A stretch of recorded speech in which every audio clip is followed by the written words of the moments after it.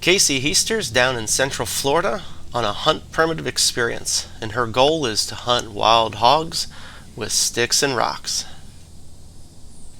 And she's really going to have her work cut out for her because she's shooting a really lightweight bow, about 20 to 25 pounds.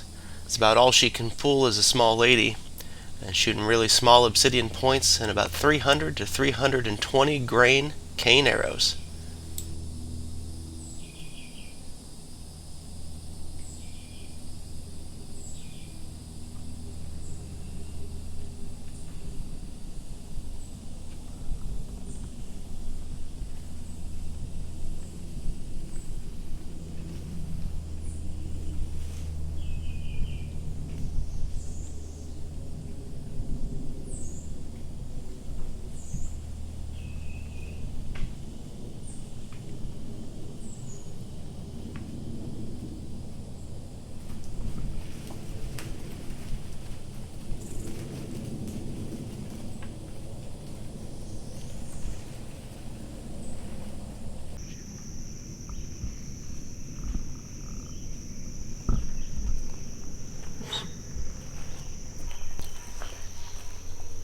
Bow hunting hogs is often a little more difficult than most people realize. They have an incredible sense of smell, and they catch your movement, and you gotta wait for that perfect shot.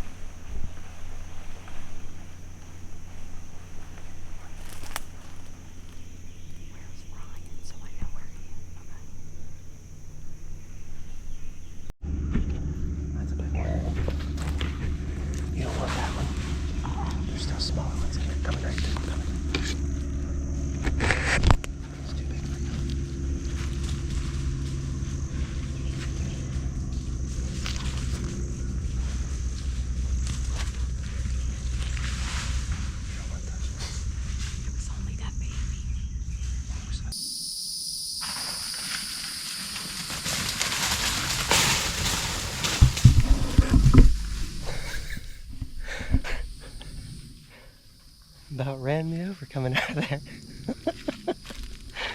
Oh man, I almost had a shot. It was just quartering to me just a tiny bit. It was just quartering to me. I just needed her to turn. Just a hair. And it would have been over. We were able to get Kayce in close enough to make a shot on a small hog.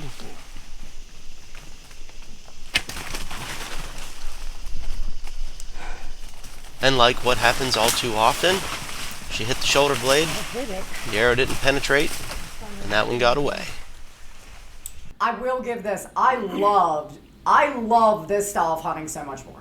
Yeah. But I'm also a hyper, fast-paced mover. I don't want to sit in a tree stand. I don't want to sit, in a blind. I like the stalk method, but again, that's a lot harder. I mean, these animals, like, you're moving, and they smell you, they see you, they run from you, they can attack you, I mean, you got attacked by that boar, running over it. So things can happen, when you're stalking, but I found it much more fun.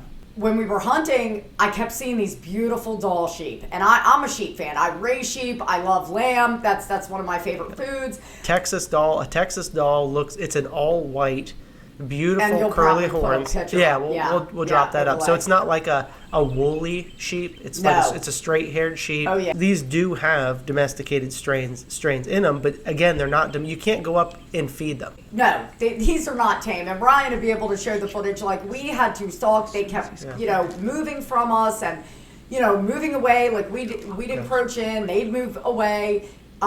If you try to walk up to one, they're gonna run. Yeah. I mean, far. And the more you mess with them, the spookier they get. Absolutely. They start to run because they know something's up. Something. But they're not as flighty as a whitetail. You know and what I they're mean? not as flighty as a pig. They're actually not as flighty. Yes, they're not as flighty as the pigs. No. So it's like No. they have a tolerance. It's kind of like the bison. I talked about this in many of my videos. Yes, they have like a 30, 40-yard buffer. Yes. They're perfectly fine. So guys that are shooting like a compound or a rifle, they're like, well, they're stupid. They just stand there. Well, it's like some animals have a more tolerant of a human predisposition to do that. Absolutely. Well, that's how these are, because they are not like a purely wild species. Absolutely. So because of that, because of the years of domestication, yes, you can get closer. Now, if you're hunting with sticks and rocks, you specifically, I told you need to be inside like 10 yards or in. Oh, yeah. Now that starts to be a problem, because you start getting that close to them.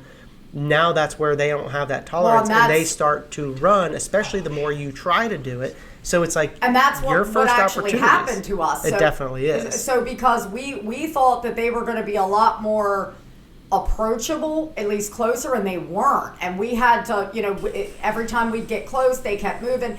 Now, eventually, we got to a spot where they were like grazing in this field, and I was able to kind of just, like, I had to become a part of their environment, more or less. Well, the other two moved off, and they were still scared. The one was just like, I'm willing to tolerate this. But he was the fattest, best he was the best one. Yeah, it was meant to be. Yeah.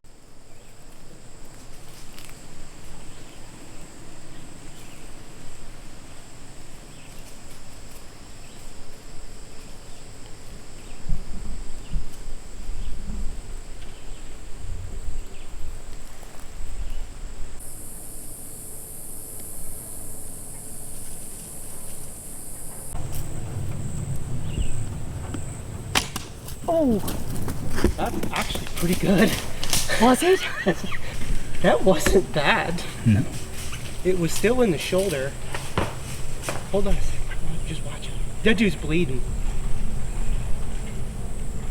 You kind of went through some shoulder meat, and I was a little bit worried, but he's bleeding. Yeah, that was a pretty darn good shot. He's gonna go down. He's gonna go down right there. Watch him. Yep, I could tell he's going down. The point, just like that.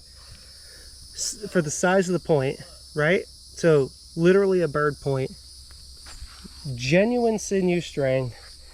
I don't know exactly the weight that you were shooting at this point. Yeah, we're thinking we're gonna have to measure your draw weight, but 20s. it's in the 20s somewhere. One shot, one good shot. But you just showed that with one of these little points, little guys right here on a nice tapered cane shaft, with a genuine sinew string and a stone point hafted with pitch and sinew from a real primitive bow. That's an all one-piece Osage bow. I mean, it's legit. One shot. I know. I'm pretty proud. It wasn't easy though, but yeah. Shot placement was excellent. Perfect. I'm not going to say I'll give up on the hogs, but I'm going to shoot those bastards with a flintlock or something. I'm done trying. My skill level, although I am a great shot, I'm a pretty good shot with my bow. I have a customer who calls me Little Sure Shot, which I think is funny, but it's so much more challenging, and I didn't get the enjoyment, at least for me personally as a woman, I didn't get the enjoyment out of the pig hunting like I did the ram. The ram, I truly enjoyed. It was challenging, but it wasn't impossible for somebody in my position, and that's what I appreciated. Right. And this hunt was more successful than the last one. And what? You need to, just because they're more approachable and you can get that opportunity, when people watch that film, they're going to see it. You had one shot opportunity. Was it. Because when you shoot something, it knows the game. That's another thing. It had to be that perfect angle. You know, like it needed to be perfectly broadside. Yes. Easy to see. You had one shot opportunity. Because he picked up, and then it was like, or I can't even remember. And you took the shot and you hit it perfect. Yep. Now you did not. We inspected that later, so you got about 6 inches of penetration with that setup. That again, it was a very small little obsidian point on a skinny little arrow that was light, about 320 grains, on a bow that you were shooting between 21 and 25 pounds. Yep. And it got about 6 inches of penetration, which was actually, I was worried it was just going to be a single lung, but you actually did, because you hit it just a little high and forward. And we have a photo of and that. And you actually went through a little bit of the shoulder meat too, but you didn't hit a rib. Now, if you would have hit a rib with that, it would have been a whole different hunt. It probably would not have penetrated. And that's why I've always told people too, especially when you're learning, like those ram hunts or sheep hunts are a great opportunity. Yes. Because you still have to make the shot. Yes, you still have to work for it. I mean, for me, who is not a, savage hunter, like I'm not even a great hunter. I do this more for wild meat and survival reasons. It's challenging myself to see that I could do this if necessary. And it's a great test of your gear, too. Absolutely. Yeah, because impressive test of gear. Yeah. But for me, I'm not trying to be this great hunter. I'm never going to be a great hunter.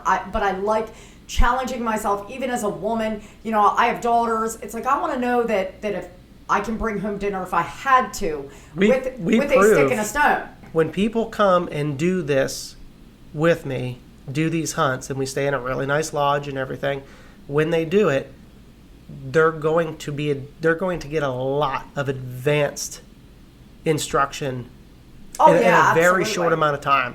Because you're not just hanging out in the woods hoping. We're out actively trying to put arrows into animals. I was going to say, we worked our asses off. I mean, you guys really worked hard to get Expect to walk miles a day. Oh yeah. Oh my God. You really got to be in decent shape. If you can't walk a whole lot, we can facilitate and drive around to like specific spots. You still got to get out. You still have to. Let me tell you. Yeah, it'll make a big difference to people if they're serious about finding success. If they come and do it, it will slingshot their perspective and their ability. Because we go over stuff.